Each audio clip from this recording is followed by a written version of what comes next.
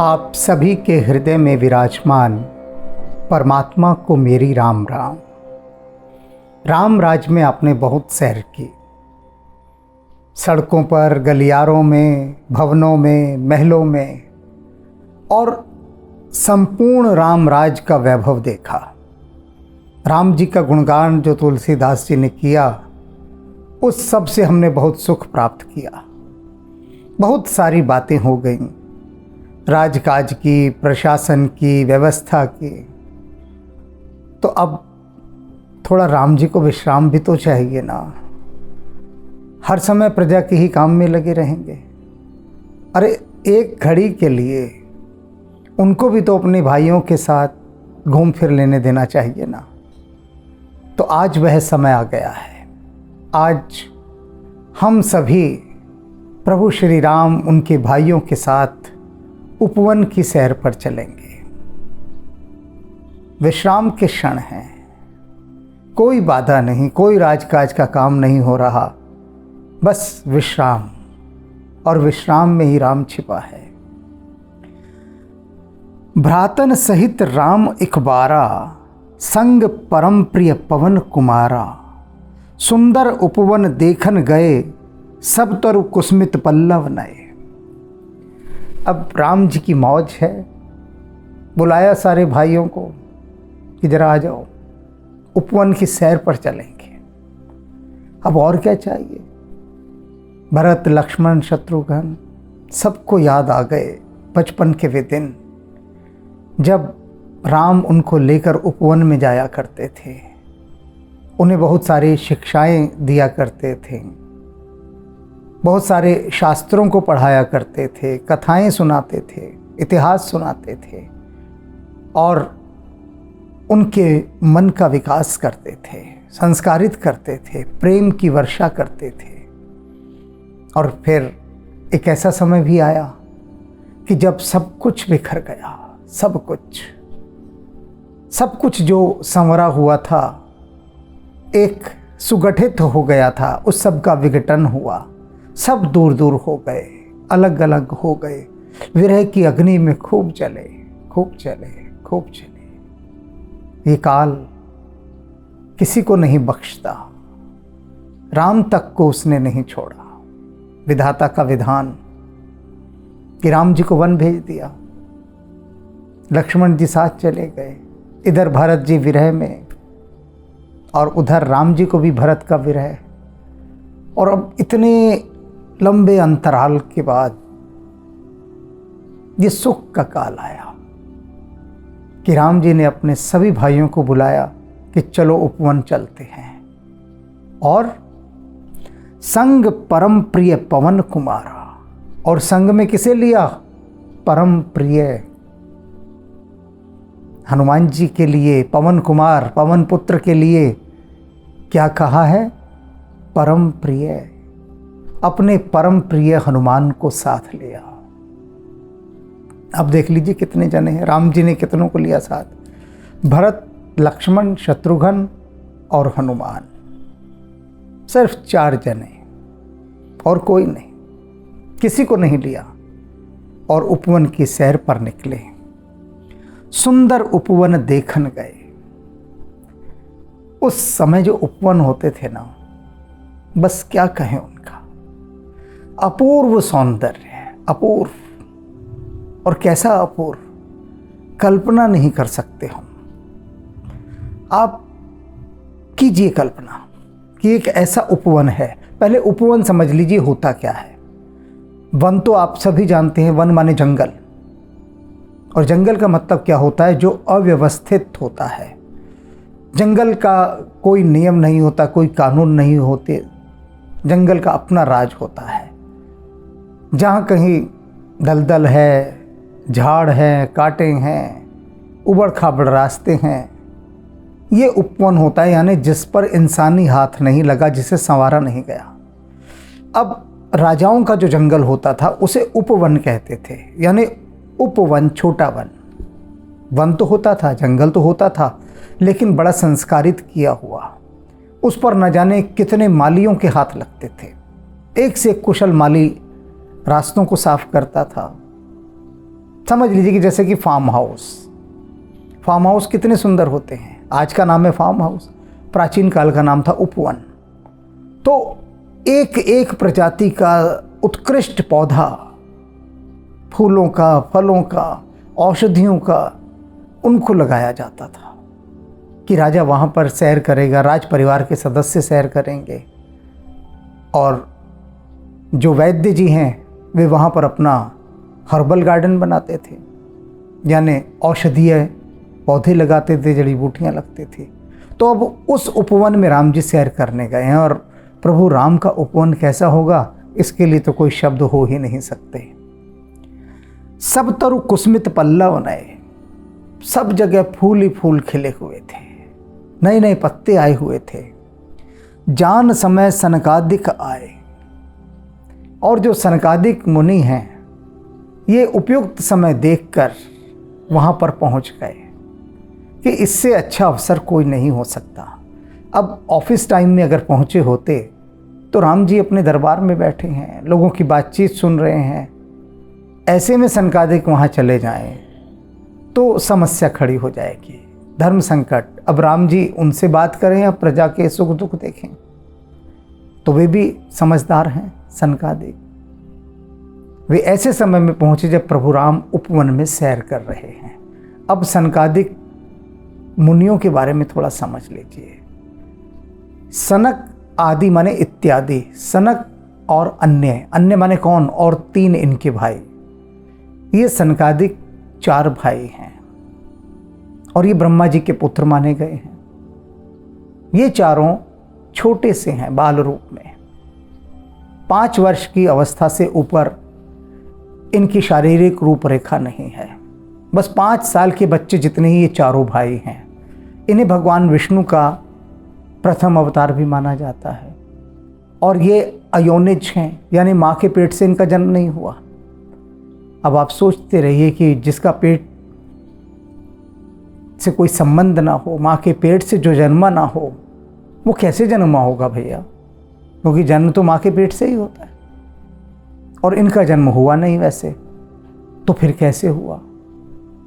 तो ये कैसे एक गहन गंभीर विषय है जिस पर फिर कभी चर्चा करेंगे। अभी इतना ही जान लेना पर्याप्त है कि ये ब्रह्मा जी के पुत्र हैं, और इन चारों के नाम हैं सनक, तो पहला नाम हो गया। सनकादि कहते हैं ना, सनक इत्यादि। अब इत्यादि में जो 3 भाई हैं, अब चारों के नाम लेने की आवश्यकता ना हो इसलिए उसकी एक शॉर्ट फॉर्म बना दी सनकादि। सनक इत्यादि उनके जो अन्य भाई हैं। अन्य भाई कौन हैं? पहले तो सनक हो गए, फिर सनंदन, सनातन तथा सनत कुमार, ये चारों भाई। अब ब्रह्मा जी ने इनसे कहा कि भैया तुम जाओ, संसार बसाओ, विवाह करो, संतानें उत्पन्न करो। तो इन्होंने क्या उत्तर दिया? इन्होंने कहा पिताजी ऐसा है, ये माया का फेरा ना हमारे ऊपर मत डालिए आप, हमें इन सब में नहीं डूबना है, ये माया के प्रभाव में। आप चाहते हैं माया हमारे साथ खेले, हम विवाह बंधनों में बंधे, ये सब करें। उन्होंने कहा हमें सिर्फ ईश्वर की भक्ति करनी है, हम सिर्फ राम की भक्ति करेंगे और कुछ नहीं, तो बस हमें भक्ति में ही लीन रहने दीजिए। और ऐसा कहकर ये चले गए। तो अब ये यहाँ पर आए हैं राम जी के पास। इनको चारों वेद भी माना जाता है कि जो चारों वेद हैं ये सनकादिक, यही चारों वेद हैं। आप पहुँचे वहाँ पर, अब पहुँचे तो जान समय सनकादिक आए, तेज पुंज गुण शील सुहाए। कैसे थे वे? तेजस्वी, गुण और शीलता के पुंज, और यही शोभा उन पर सुहा रही थी। ब्रह्मानंद सदा लय लीना, और ये चारों, ये सनत कुमार सदा ब्रह्म के आनंद में लवलीन रहते थे, अर्थात परमात्मा के ध्यान में लीन, और कुछ नहीं, बस परमात्मा के ध्यान में लीन। नारद मुनि जो हर समय नारायण नारायण करते हैं, दक्ष प्रजापति, ये दोनों इनके छोटे भाई हैं सनकादिक के। अब देखत बालक बहुकालीना, दिखते तो ये बालक हैं लेकिन बहुकालीना, लेकिन ये बहुत प्राचीन है। इनकी देह पर मत जाइए, तुलसीदास जी कह रहे हैं कि कहीं ये 5 साल के 4 भाई छोटे छोटे से आए हैं, ये तो बच्चे हैं ना। शरीर से ही किसी के ज्ञान का मूल्यांकन नहीं करना चाहिए कि यह छोटा है या बड़ा। उसका मूल्यांकन तो उसकी प्रतिभा से होता है, उसके ज्ञान से होता है। दिखने में चाहे 5 वर्ष के हैं, लेकिन ये अनंत युगों जितने वृद्ध हैं। रूप धरे जन चारु वेदा, जैसे कि चारों वेद रूप धर कर आ गए हो। चारों वेदों के यदि कोई रूप हैं तो वे सनकादिक हैं। समदर्शी मुनि विगत विवेदा, और ये कैसे हैं चारों मुनि? समदर्शी, सभी को समान दृष्टि से देखते हैं। मैंने कह दिया, आपने सुन लिया, बात खत्म हो गई। ये समदर्शी शब्द दाएं बाएं होकर निकल गया, खिसक गया पतली गली से। समदर्शी होना कोई सरल बात नहीं है ही नहीं। समदर्शी केवल परमात्मा हो सकता है, और कोई नहीं जो सबको समान दृष्टि से देखता है, कोई भेदभाव नहीं। और यही वे मुनि थे जिनमें कोई भेदभाव नहीं था। यदि सूर्य का प्रकाश आ रहा है तो सब पर समान दृष्टि से आ रहा है। गंगा यदि बह रही है तो गंगा यह नहीं कहती कि मैं पापी को जल नहीं पिलाऊंगी, पुण्यात्मा को पिलाऊंगी। न सूर्य का प्रकाश, न चंद्रमा का प्रकाश, न ये वायु, कोई भी ये नहीं कहता। सब पर समान दृष्टि रखते हैं। तो ऐसे ही ये समदर्शी थे, समान देखने वाले। मनुष्य की दृष्टि समदर्शी हो ही नहीं सकती, हो ही नहीं सकती, क्योंकि मनुष्य माया के वशीभूत है।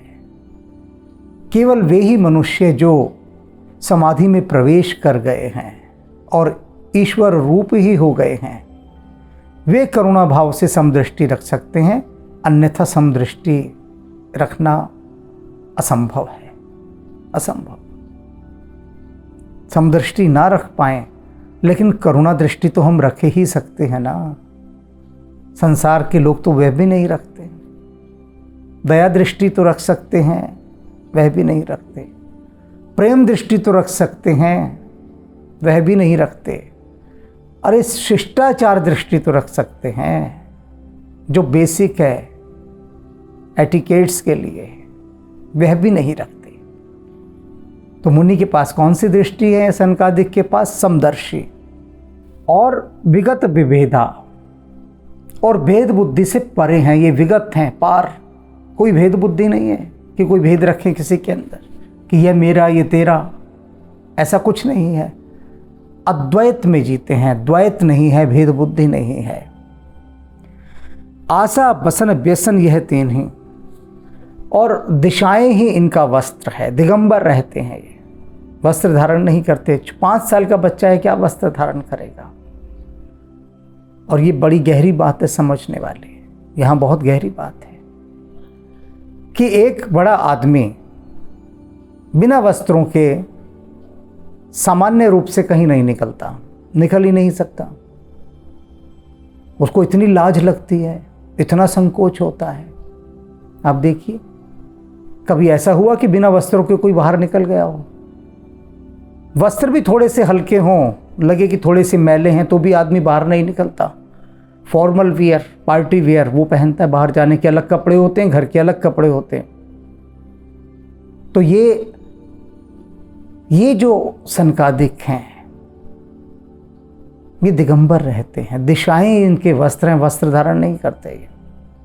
अब एक बात और समझ लीजिए, यहाँ समझने वाले, कि 5 साल के छोटे बच्चे को देखो आप, नंग धड़ंग बाहर निकल जाएगा सड़क पर, उसे कोई लाज ही नहीं आती। क्यों नहीं आती लाज? बताइए। क्योंकि ये जो भीतर का संकोच है, ये जो शर्मो हया है, ये किसकी बनाई हुई है? समाज की बनाई हुई।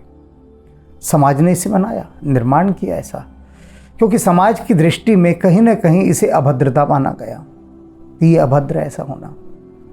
तो समाज में जब भी लोग इस तरह से देखते हैं तो उनके अपने मन का प्रतिफलन बाहर दिखाई देता है, अपने मन की छाया।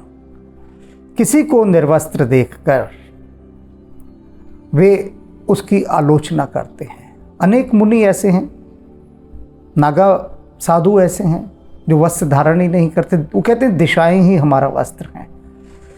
अब उनको देखकर भक्ति का भाव जागृत होता है, कोई वासना का भाव जागृत नहीं होता, भक्ति का भाव।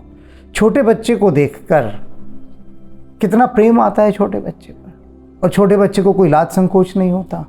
तो कहने का अभिप्राय क्या है कि भीतर की स्थिति जब ऐसी हो जाती है कि आपके भीतर किसी प्रकार की कोई काम वासना नहीं, उस समय ये शरीर, अब भगवान महावीर हैं, निर्दोष शिशु के समान, दिगंबर, और कितना सुंदर। हम कपड़े पहनकर इतने सुंदर नहीं दिखते होंगे, कपड़े पहनकर तो हम बहुत कुरूप दिखते हैं, जितने अपूर्व सौंदर्य से संपन्न भगवान महावीर दिगंबर होकर दिखाई देते हैं। ये अद्भुत बात है, अद्भुत बात है, और इसे समझना सरल नहीं है। अब व्यसन यह तीन है उनको, लेकिन एक व्यसन है। व्यसन अब यहाँ ऐब समझ सकते हैं। तुलसीदास जी कह रहे हैं भाई एक ऐब है, लेकिन उनमें कितने गुण बता दिए कि समदर्शी हैं। अच्छा जी, और क्या है? कोई भेद बुद्धि नहीं, लेकिन साथ में कह रहे हैं एक व्यसन और भी है। क्या है वह व्यसन? रघुपति चरित्र होई तह सुनहि। जहाँ कहीं भी राम जी की कथा हो रही हो, राम कथा हो रही हो, रघुपति जी की कथा हो रही हो, वे वहाँ सुनने पहुँच जाते हैं, जैसे हनुमान जी पहुँच जाते हैं। यही एक व्यसन है उनका, इसको व्यसन नाम दिया है। ये सिर्फ एक कहने के लिए कहा है, ये व्यसन नहीं है। यानी एक लगाव है उनके भीतर, गहरा लगाव। क्यों व्यसन शब्द का इस्तेमाल किया? क्योंकि व्यसन का अर्थ होता है जिससे आदमी रुक नहीं सकता, एडिक्ट हो जाता है, रुक नहीं सकता, अपने को रोक नहीं सकता। तो भक्ति को भक्त रोक ना पाए, ऐसा व्यसन होना चाहिए। व्यसन एक की तरह, रामकृष्ण परमहंस कहते थे कि भक्त को शराबी की तरह होना चाहिए, कि जैसे किसी शराबी को न्योता दे दो कि कल शाम को भैया कॉकटेल है, आओगे ना? वो कहेगा बिल्कुल आऊँगा, और खुद नहीं आएगा, अपने साले को या जीजा को भी साथ लेकर आएगा।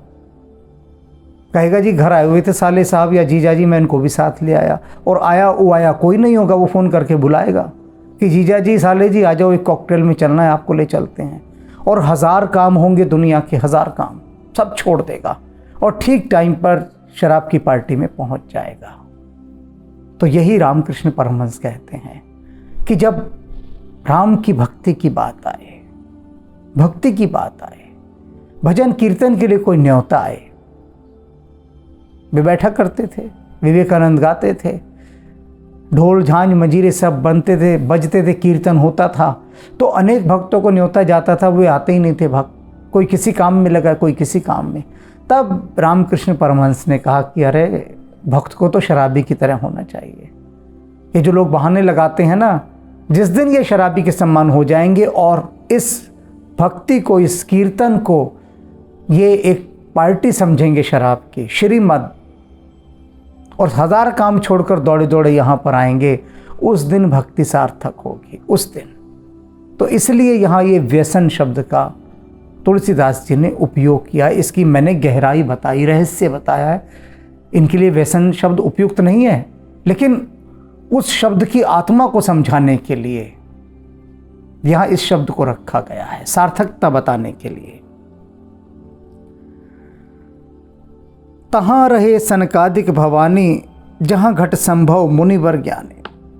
भगवान शंकर कहते हैं सुनो भवानी, पार्वती को कह रहे हैं, ये सनकादिक कहाँ से आए हैं पता है? इस समय जहाँ पर घट योनि रहा करते हैं, अर्थात अगस्त्य मुनि, जहाँ घट संभव मुनिवर ज्ञानी। अब ये घट योनि समझ लीजिए, अगस्त्य ऋषि को घट योनि कहा गया। क्यों? उनका जन्म घड़े से हुआ था। एक बहुत ज़्यादा पाश्चात्य साहित्य और अंग्रेज़ी मीडियम से पढ़ा हुआ एक भारतीय, जो अंग्रेज़ी मीडियम से पढ़ रहे हैं, उनकी एक बहुत बड़ी समस्या ये है, क्योंकि वो सारा साहित्य अंग्रेज़ी का ही पढ़ते हैं। हिंदी पढ़ना उनके लिए बहुत कठिन हो जाता है, बचते हैं वो। और रामचरितमानस इसको तो वो कोई फॉरेन लैंग्वेज समझते हैं, कहते हैं पता नहीं क्या क्या लिखा हुआ है, कबीर, तुलसी, सूर, मीरा, ये पता नहीं किस भाषा में क्या क्या अगड़म गबड़म बोलते रहते हैं, फॉरेन लैंग्वेज है ये, समझ ही नहीं आते उनको। और ये हमारे भारत देश का सबसे बड़ा दुर्भाग्य है, सबसे बड़ा, क्योंकि अब जो पीढ़ी तैयार हो रही है, अब जो पीढ़ी और आने वाले समय में, ये समय 2023 है, अब तक भी एक पीढ़ी की एक ऐसी नस्ल तैयार हो चुकी है जो सिर्फ कहती है we are comfortable in English language. हम केवल अंग्रेज़ी में ही अपने को सुविधाजनक पाते हैं, हिंदी में नहीं। ना वो उसे पढ़ पाते, ना समझ पाते, ना उनको सोमवार, मंगलवार, बुधवार इनका पता, कुछ पता ही नहीं इन चीज़ों का। तो उसका नुकसान क्या हुआ कि ऐसे ही एक पढ़े लिखे ने मुझे कहा कि क्या हमारे धर्म ग्रंथों में बकवास लिखी हुई है? महा बकवास धर्म ग्रंथ है हमारे, हम हिंदुओं के। मैंने कहा भाई क्रोध पीछे कर लेना, पहले बता तो दो बात क्या हो गई। उन्होंने कहा देखो, ये कहा गया कि अगस्त्य ऋषि का जन्म घड़े से हुआ। अरे घड़े से कभी किसी का जन्म हो सकता है? मैंने कहा अच्छा एक बात बताओ, टेस्ट ट्यूब बेबी सुने परख नली में? कहते हाँ बिल्कुल वो तो हो सकता है। तो मैंने कहा परख नली क्या घड़े के समान नहीं हो सकती? तुम्हें लाज नहीं आई ये कहते हुए? अरे तुम्हें तो गौरवान्वित होना चाहिए इस बात से कि हमारे प्राचीन काल में ये जो टेस्ट ट्यूब बेबी अब बना रहे हैं, हमारी विज्ञान इतना विकसित था कि हम एक नए नए प्रयोग करके घड़े से एक ऐसी प्रतिभाशाली संतान को जन्म देते थे। अर्थात घड़े के आकार की वो टेस्ट ट्यूब होती थी जिसमें एक हम प्रयोग से किया हुआ एक शिशु उत्पन्न करते थे। और अगस्त्य ऋषि अद्भुत ऋषि थे, अद्भुत। तो ये घट योनि इनको कहा गया कि घड़ा ही जो है ना इनका पेट था, यानी घड़े से ही इनका जन्म हुआ, वो टेस्ट ट्यूब बेबी। तो अपनी संस्कृति को जानने के लिए उस पर कुपित होने के स्थान पर अपनी अल्प बुद्धि को बढ़ाने के प्रयास करने चाहिए। कहाँ से आए हैं अब ये? भगवान शिव क्या कह रहे हैं? ये अगस्त्य मुनि के पास से आए हैं। राम कथा मुनिबर बहुपर्णी, और मुनि ने इनको बहुत प्रकार से राम कथा सुनाई है, बहुत प्रकार से। क्योंकि अगस्त्य ऋषि ने राम को सबसे बड़ा समर्थन दिया रावण के विरुद्ध लड़ने के लिए। राम को तैयार किया, राम को प्रशिक्षित किया, राम को दिव्यास्त्र दिए। भी रावण से लड़ने जाओगे ना, कैसे लड़ोगे? क्योंकि जो इस समय तुम्हारे पास जो भी धनुष बाण हैं वे काम नहीं आएंगे राम, इनको छोड़ो यहाँ पर। और अपने शस्त्रागार में लेकर गए अगस्त्य और वहाँ दिखाए, देखो राम, ये हैं वे दिव्यास्त्र जिनको हम आज तक रावण से बचाते आए हैं, और अब तुम इन्हें स्वीकार करो, रावण के विरुद्ध लड़ना। तो रावण के विरुद्ध लड़ने के लिए जो दिव्यास्त्र राम को दिए गए वे अगस्त्य मुनि ने दिए थे, और उन्होंने बहुत प्रकार से राम का मार्गदर्शन किया। अब राम को इतनी गहराई से जो जानते हैं वे दो ही हैं, विश्वामित्र या अगस्त्य। उन्होंने बहुत कथाएं सुनाई सनकादिक को, और जब सुनी तो उन्होंने कहा अब तो हम राम जी से मिले बिना रहेंगे ही नहीं। पहुंच गए राम जी के पास। ज्ञान जोनि पावक जिम अरने। और जो राम जी की कथाएं सुनाई वे कैसी थी ये समझ लीजिए आप। कहते वो किस प्रकार से ज्ञान देने वाली थी, अरणी के समान। अरणी एक लकड़ी होती है जिसको रगड़ते हैं परस्पर, और इतना रगड़ते कि उसमें से आग पैदा हो जाती है। प्राचीन काल में जो आग जलाई जाती थी वो अरणी की लकड़ी से जलाई जाती थी। जैसे दूध बिलोते हैं तो रस्सी से हिलाते हैं ना उस रही को, तो ऐसे ही अरणी की लकड़ी, आपने देखा होगा डिस्कवरी चैनल वगैरह में वो दिखाते हैं कि एक लकड़ी को हाथ में रख के नीचे ऐसे ऐसे रगड़ते हैं और इतनी तेज़ी से रगड़ते हैं कि नीचे आग पैदा हो जाती है। तो ये जो राम की कथा है ना, ये अरणी की लकड़ी है। जितना तेज़ी से घुमाएंगे, यानी जितना ज़्यादा इसकी गहराई में जाएंगे, तीव्रता में, तो उस घर्षण से एक ऐसी आग पैदा होगी भीतर जिसको ज्ञान की अग्नि कहते हैं। ऐसे नहीं होगी कि हल्के फुल्के ढंग से बाहर से राम कथा को पढ़ लिया, बात खत्म हो गई। ना, बहुत गहराई से। और गहराई कैसी कि सनकादिक अगस्त्य ऋषि से सुन रहे हैं। आपकी उस राम कथा रूपी अरण्य की लकड़ी को घुमा कौन रहा है? असली बात तो ये है ना कि घुमाने वाले के हाथ में वो तासीर है कि जो आग पैदा कर सके तभी होगी। और वो अगस्त्य के पास थी और सनकादिक वहाँ से सुनकर आए थे। और ये बात भगवान शिव भवानी से कह रहे हैं कि सुन लो पार्वती, ये चीज़ अपने ध्यान में रख लो पहले तुम कि वो आ कहाँ से रहे हैं। देख राम मुनि आवत, राम ने देखा कि सनकादिक मुनि आ रहे हैं उनकी तरफ। हर्षि दंडवत कीने, प्रसन्न होकर राम जी ने दंडवत प्रणाम किया उनको। दंडवत कैसे? भूमि पर लेट गए। दंडवत कहते हैं डंडे के समान। डंडा गिरा तो जमीन पर कैसा होगा? बिल्कुल लेट जाएगा ना। और डंडे को हाथ में पकड़े रहो तो सीधा खड़ा रहता है, तो डंडा एकदम गिर जाए भूमि पर। राम पूरे लेट गए जमीन पर लंबे और उनको दंडवत प्रणाम किया। हर्षित हो गए। राम ने अपना सौभाग्य माना कि अरे सनकादिक यहाँ आए हैं मेरे पास। देखते हैं, राजा हैं राम, राजा हैं। कोई अहंकारी राजा हो तो कहे कि अरे ये 4 बच्चे कैसे यहाँ घुस आए? ठीक है, माना सनकादिक हैं तो बाहर करो इन्हें यहाँ से। देखते नहीं हम सैर करने आए हैं। लेकिन ये तो राम जी हैं। प्रसन्न हुए, भूमि पर लेट गए। स्वागत पूछ पीत पट प्रभु बैठन कह देने। प्रभु ने उनका स्वागत किया, कुशल मंगल पूछा और फिर पीत पट प्रभु बैठन कह देने। अब कंधे पर उनके पीला वस्त्र था प्रभु के। अब जैसे हमारे यहाँ कंधे पे लाल वस्त्र है, इस समय प्रभु के पीला वस्त्र था। अब राजमहल में तो थे नहीं कि आसन इत्यादि बिठाते। तत्काल अपना वही वस्त्र लिया, भूमि पर बिछाया और कहा विराजिए, बैठने के लिए। देखते हैं स्वागत सत्कार कैसा कि अपना ही वस्त्र बिछा दिया राम जी ने बिठाने के लिए। बैठ गए। किहनी दंडवत तीनों भाई। अब जब राम जी दंडवत कर रहे हैं तो तीनों भाई पीछे थोड़ी ना रहेंगे। भरत, लक्ष्मण, शत्रुघ्न, इन तीनों ने भी दंडवत प्रणाम किया। सहित पवन सुत सुख अधिकाई, और अधिकता का सुख हनुमान जी के साथ लिया।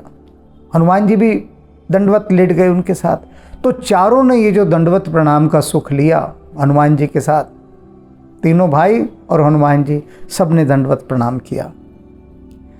मुनि रघुपति छवि अतुल बिलोकी। अब ये जो सनकादिक मुनि हैं ये तो रघुपति जी की ओर ही देखते रहे, उनकी जो अतुलित छवि है उसी को निहारते रहे। भय मगन मन सके न रोके, अपने मन को रोक नहीं सके, मगन हो गए, अपलक देखते ही रहे। अभी क्या कहा गया उनके लिए कि वे सभी प्रकार के भेद अभेद इन सबसे परे हैं, समदर्शी हैं। लेकिन राम जी का रूप देखकर अपने को रोक न सके, बस विह्वल हो गए, भाव विभोर हो गए और उनके श्री मुख को निहारते ही रहे। श्यामल गात सरोरुह लोचन, कमल के समान नयन, श्यामल गात, सुंदरता मंदिर भव मोचन, और सुंदरता का ऐसा मंदिर राम का रूप जो संसार की आवागमन के बंधनों से मुक्त कर दे, उसी पर से ही दृष्टि नहीं हट रही। तेरे चेहरे से नजर नहीं हटती, नजारे हम क्या देखें। अरे जिसको राम जी को देखना आ गया ना, राम जी के श्री मुख को जिसे निहारना आ गया, उसके फिर ये दुनिया के जो नज़ारे हैं उन पर नज़र नहीं जाएगी और उसकी आत्मा यही गाएगी, तेरे चेहरे से नज़र नहीं हटती, नज़ारे हम क्या देखें। वो दे के चला जाए आपको गाली, आपको वो फूल के समान लगेगी, क्योंकि आप तो राम जी का रूप निहार रहे हैं। दे दे भैया गाली जितनी देनी है, जी भर के दे। कोई फूलों की वर्षा कर दे, कर जा भाई फूलों की वर्षा। हम तो राम जी का श्री मुख देख रहे हैं, हमें इन चीज़ों की परवाह नहीं। तुम गाली दे रहे हो, फूल बरसा रहे हो, हम तो वहीं मगन हैं। वहीं अगर गाली लगती हो किसी की तो समझ लेना अभी राम को देखना नहीं आया, अभी कसर है बहुत राम को देखने की, इसलिए उसकी गाली लग गई। अगर मन, चेतना, बुद्धि, हृदय, सारी इंद्रियां ये सब राम जी को ही निहारने में लगी हों तो किसे फुर्सत कोई गाली का जवाब दे? किसे फुर्सत? ये तो उनको फुर्सत है जिनकी दृष्टि राममय है ही नहीं।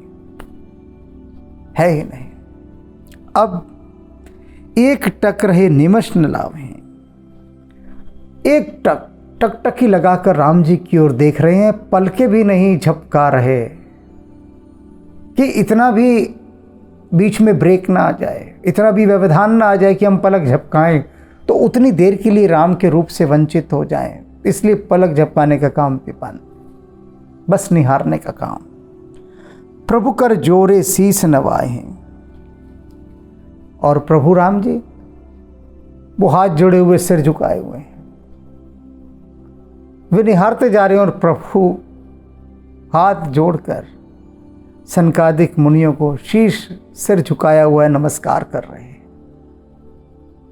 क्या दृश्य होगा, क्या दृश्य होगा। तो भाव जगत में जाकर इस दृश्य की कल्पना करें, अनुभव करें, ध्यान धरें इस दृश्य का, और पाएंगे कि भीतर एक सुगंध उठ रही है, अलौकिक सुगंध। कोई इस दुनियावी सुगंध की बात होती तो मैं बता भी देता कि इसके जैसी होगी, उसके जैसी होगी, लेकिन राम जी की जो सुगंध है वो इसके उसके जैसी तो है ही नहीं, अलौकिक है और उसे कहा नहीं जा सकता, अनकही है, अकथनीय है, अनिर्वचनीय है, बस अनुभव करना है। तो उस अनुभव की यात्रा पर निकलते हैं। शेष फिर राम राम।